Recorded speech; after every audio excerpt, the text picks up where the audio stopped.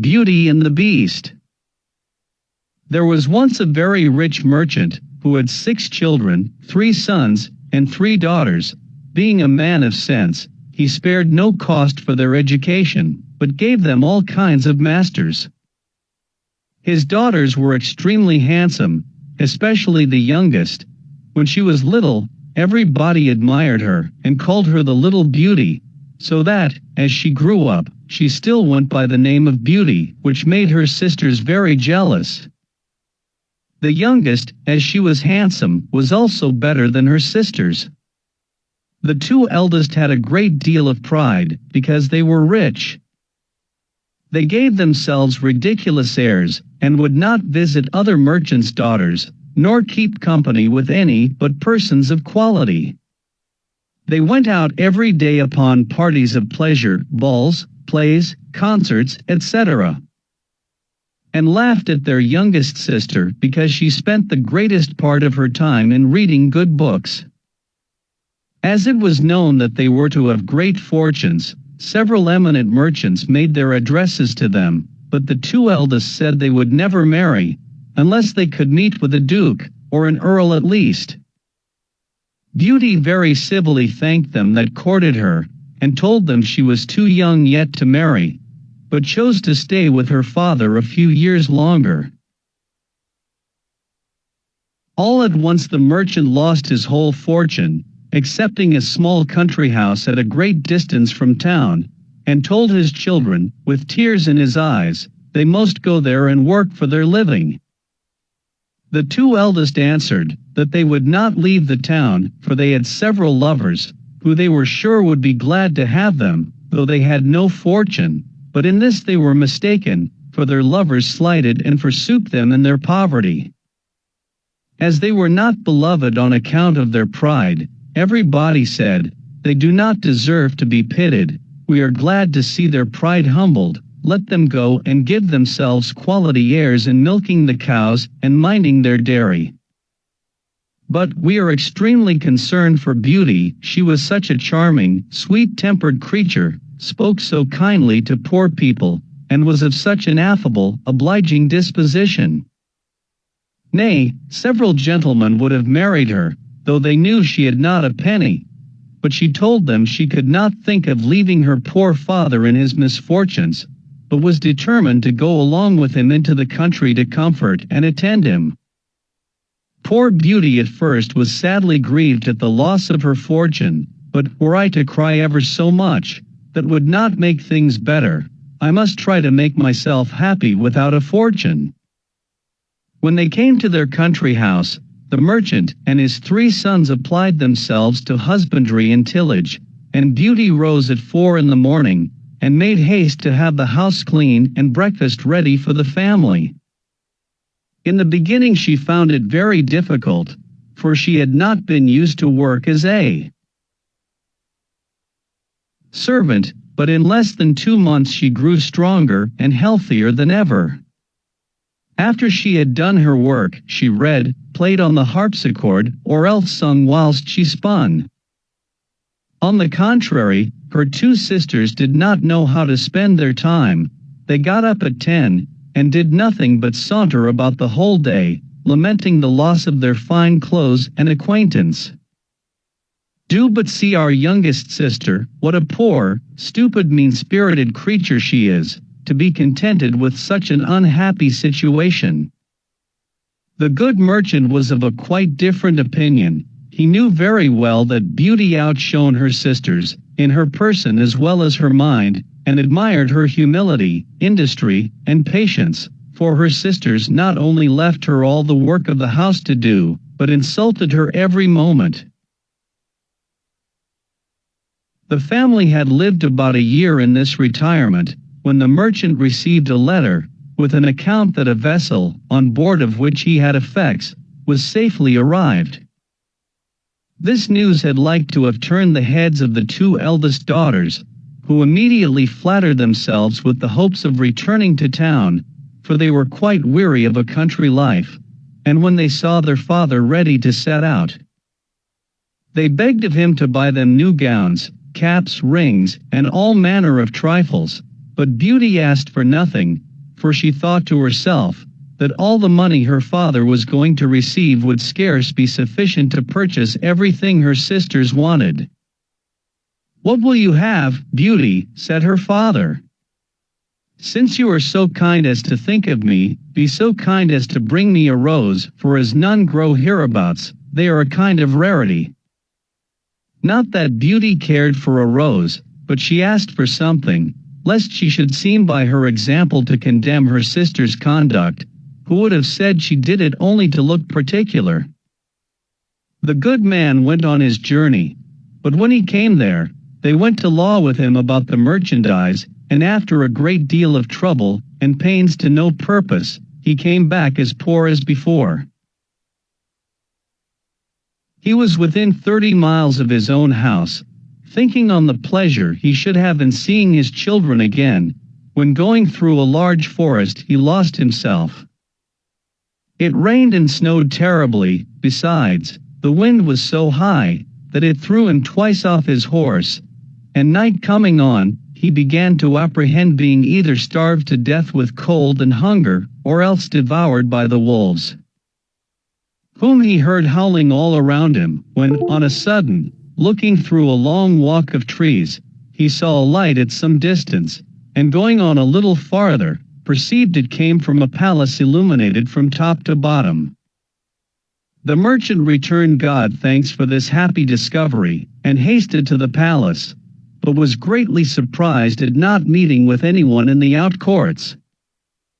His horse followed him, and seeing a large stable open, went in, and finding both hay and oats, the poor beast, who was almost famished, fell to eating very heartily. The merchant tied him up to the manger, and walked towards the house, where he saw no one, but entering into a large hall, he found a good fire, and a table plentifully set out, with but one cover laid. As he was wet quite through with the rain and snow, he drew near the fire to dry himself. "I hope the master of the house, or his servants, will excuse the liberty I take. I suppose it will not be long before some of them appear." He waited a considerable time, till it struck 11, and still nobody came. At last he was so hungry that he could stay no longer, but took a chicken and ate it in 2 mouthfuls, trembling all the while. After this, he drank a few glasses of wine, and growing more courageous, he went out of the hall, and crossed through several grand apartments with magnificent furniture, till he came into a chamber which had an exceeding good bed in it, and as he was very much fatigued, and it was past midnight, he concluded it was best to shut the door and go to bed. It was 10 the next morning before the merchant waked, and as he was going to rise, he was astonished to see a good suit of clothes in the room of his own, which were quite spoiled. Certainly, this palace belongs to some kind fairy, who has seen and pitied my distress. He looked through a window, but instead of snow saw the most delightful arbors, interwoven with the most beautiful flowers that ever were beheld. He then returned to the great hall, where he had supped the night before, and found some chocolate ready made on a little table. "Thank you, good Madam Fairy, for being so careful as to provide me a breakfast. I am extremely obliged to you for all your favors." The good man drank his chocolate, and then went to look for his horse, but passing through an arbor of roses, he remembered Beauty's request to him, and gathered a branch on which were several. Immediately he heard a great noise, and saw such a frightful beast coming towards him, that he was ready to faint away. "You are very ungrateful. I have saved your life by receiving you into my castle, and in return, you steal my roses, which I value beyond anything in the universe, but you shall die for it. I give you but a quarter of an hour to prepare yourself, to say your prayers." The merchant fell on his knees, and lifted up both his hands. "My lord, I beseech you to forgive me. Indeed, I had no intention to offend in gathering a rose for one of my daughters, who desired me to bring her one. My name is not my lord, but Beast. I don't love compliments, not I. I like people should speak as they think. And so do not imagine I am to be moved by any of your flattering speeches, but you say you have got daughters. I will forgive you, on condition that one of them come willingly and suffer for you. Let me have no words, but go about your business, and swear that if your daughter refuse to die in your stead, you will return within 3 months. The merchant had no mind to sacrifice his daughters to the ugly monster, but he thought, in obtaining this respite, he should have the satisfaction of seeing them once more. So he promised upon oath he would return, and the beast told him he might set out when he pleased, but you shall not depart empty-handed. Go back to the room where you lay, and you will see a great empty chest. Fill it with whatever you like best, and I will send it to your home. And at the same time Beast withdrew. Well, if I must die, I shall have the comfort, at least, of leaving something to my poor children. He returned to the bedchamber, and finding a great quantity of broad pieces of gold, he filled the great chest the Beast had mentioned, locked it, and afterwards took his horse out of the stable, leaving the palace with as much grief as he had entered it with joy. The horse, of his own accord, took one of the roads of the forest, and in a few hours the good man was at home. His children came around him, but instead of receiving their embraces with pleasure, he looked on them, and, holding up the branch he had in his hands, he burst into tears. Here, Beauty, take these roses, but little do you think how dear they are like to cost your unhappy father, and then related his fatal adventure. Immediately the 2 eldest set up lamentable outcries, and said all manner of ill-natured things to Beauty, who did not cry at all. Do but see the pride of that little wretch. She would not ask for fine clothes, as we did, but no, truly, Miss wanted to distinguish herself. So now she will be the death of our poor father, and yet she does not so much as shed a tear. Why should I? It would be very needless, for my father shall not suffer upon my account. Since the monster will accept of one of his daughters, I will deliver myself up to all his fury, and I am very happy in thinking that my death will save my father's life, and be a proof of my tender love for him. No, sister, that shall not be. We will go find the monster, and either kill him, or perish in the attempt. Do not imagine any such thing, my sons.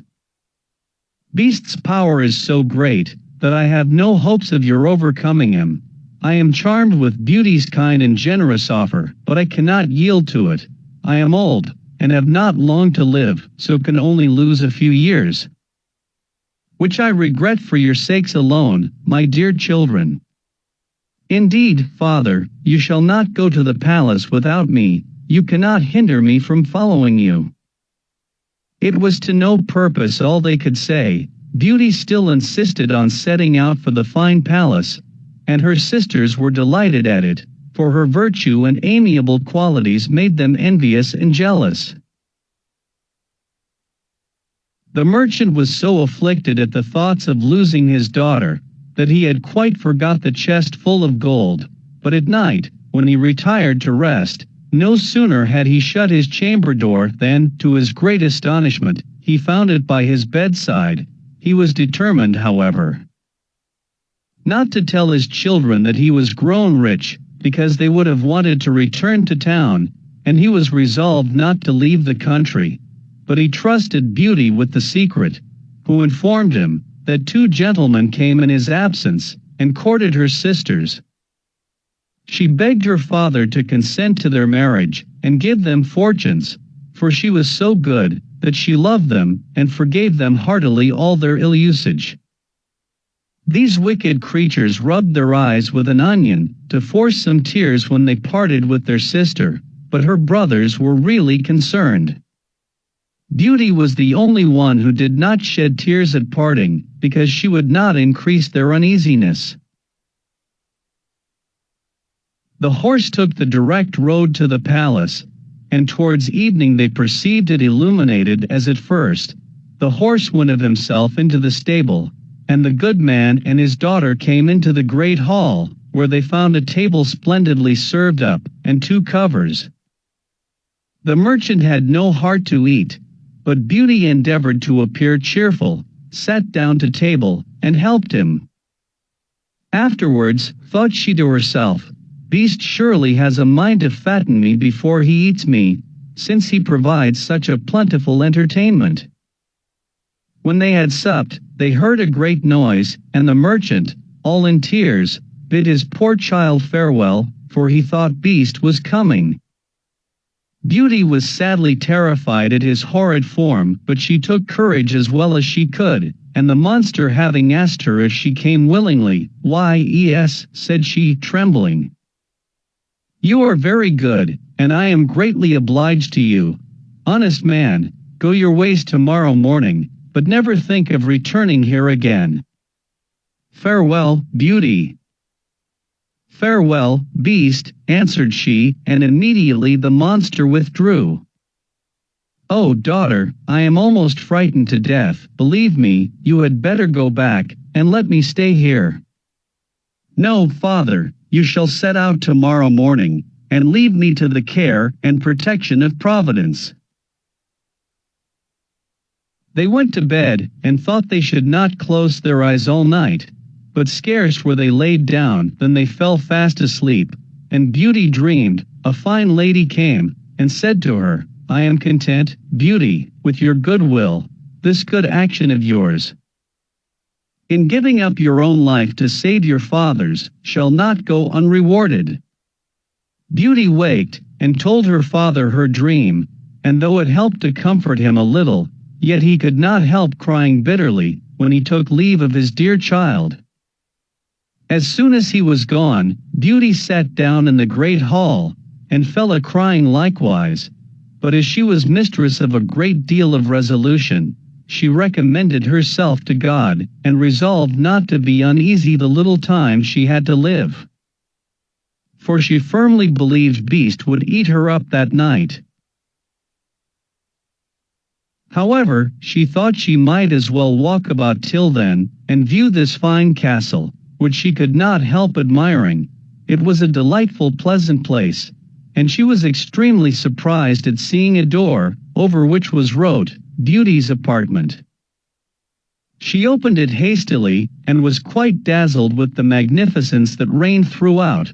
But what chiefly took up her attention, was a large library, a harpsichord, and several music books. "Well, I see they will not let my time hang heavy on my hands for want of amusement." Then she reflected, were I but to stay here a day, there would not have been all these preparations. This consideration inspired her with fresh courage, and opening the library, she took a book, and read these words in letters of gold. "Welcome, Beauty, banish fear, you are queen and mistress here. Speak your wishes, speak your will, swift obedience meets them still. Alas, there is nothing I desire so much as to see my poor father, and to know what he is doing." She had no sooner said this, when casting her eyes on a great looking-glass, to her great amazement she saw her own home, where her father arrived with a very dejected countenance.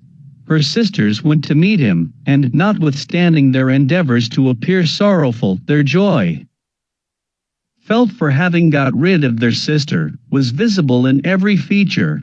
A moment after, everything disappeared, and Beauty's apprehensions at this proof of Beast's complaisance. At noon she found dinner ready, and while at table, was entertained with an excellent concert of music, though without seeing anybody. But at night, as she was going to sit down to supper, she heard the noise Beast made, and could not help being sadly terrified. "Beauty, will you give me leave to see you sup?" "That is as you please," answered Beauty, trembling. "No, you alone are mistress here. You need only bid me be gone, if my presence is troublesome, and I will immediately withdraw. But tell me, do not you think me very ugly? That is true, for I cannot tell a lie. But I believe you are very good-natured. So I am, but then, besides my ugliness, I have no sense. I know very well that I am a poor, silly, stupid creature. 'Tis no sign of folly to think so, for never did fool know this, or had so humble a conceit of his own understanding. Eat then, beauty, and endeavor to amuse yourself in your palace, for everything here is yours, and I should be very uneasy if you were not happy. You are very obliging. I own I am pleased with your kindness, and when I consider that, your deformity scarce appears. Yes, yes, my heart is good, but still I am a monster. Among mankind, there are many that deserve that name more than you, and I prefer you, just as you are, to those who, under a human form, hide a treacherous, corrupt, and ungrateful heart. If I had sense enough, I would make a fine compliment to thank you, but I am so dull, that I can only say, I am greatly obliged to you. Beauty ate a hearty supper, and had almost conquered her dread of the monster, but she had like to have fainted away, when he said to her, Beauty, will you be my wife? She was some time before she durst answer, for she was afraid of making him angry, if she refused. At last, however, she said, trembling, No, beast. Immediately the poor monster began to sigh, and hissed so frightfully, that the whole palace echoed.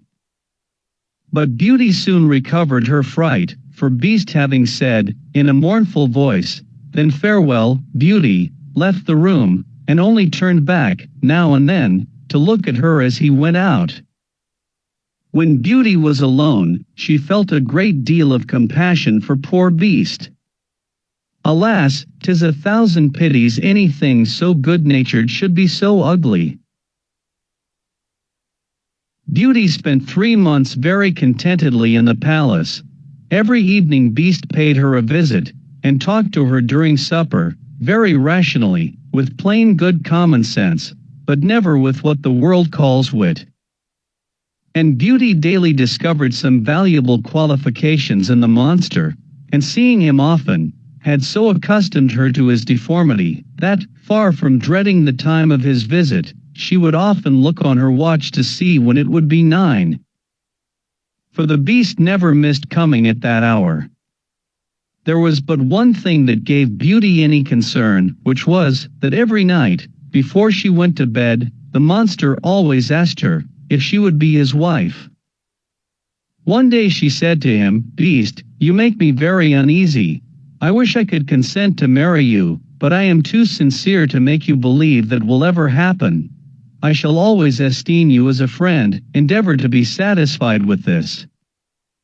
I must, said the Beast, for, alas, I know too well my own misfortune, but then I love you with the tenderest affection. However, I ought to think myself happy that you will stay here. Promise me never to leave me.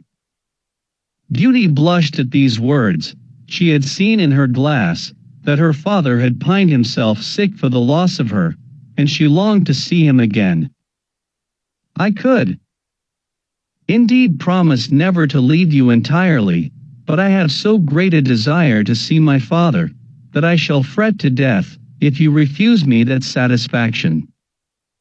I had rather die myself, than give you the least uneasiness. I will send you to your father, you shall remain with him, and poor Beast will die with grief.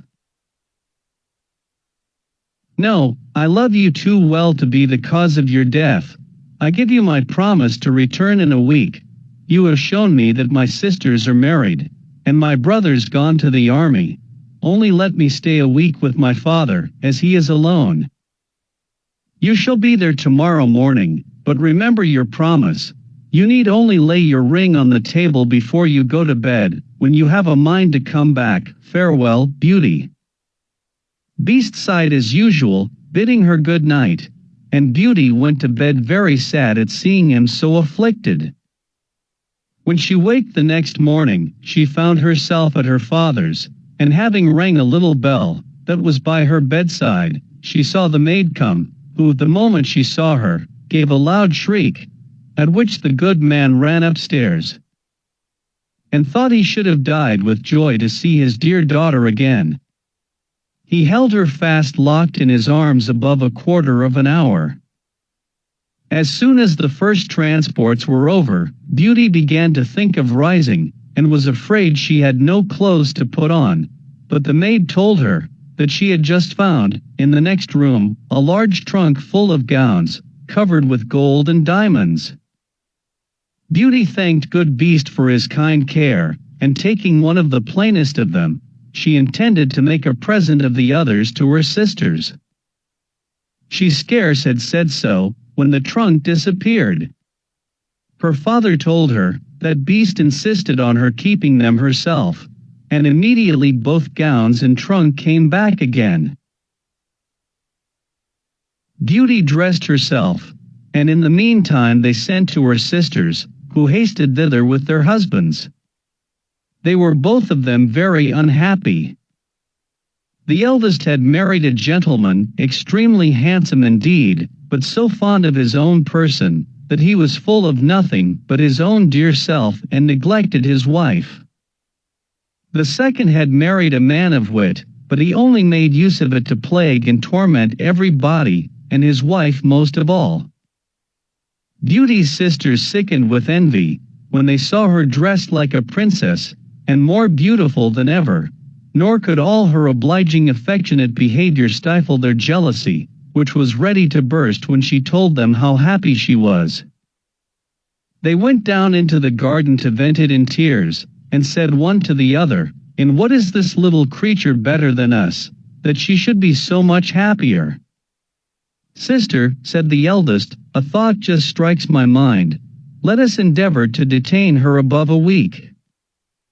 And perhaps the silly monster will be so enraged at her for breaking her word, that he will devour her."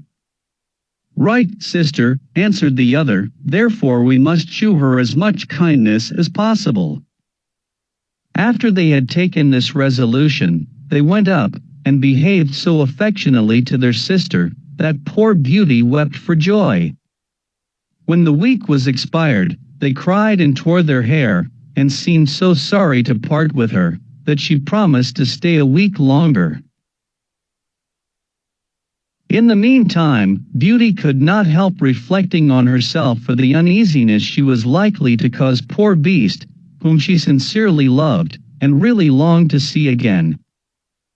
The 10th night she spent at her father's, she dreamed she was in the palace garden, and that she saw Beast extended on the grass plot, who seemed just expiring, and, in a dying voice, reproached her with her ingratitude.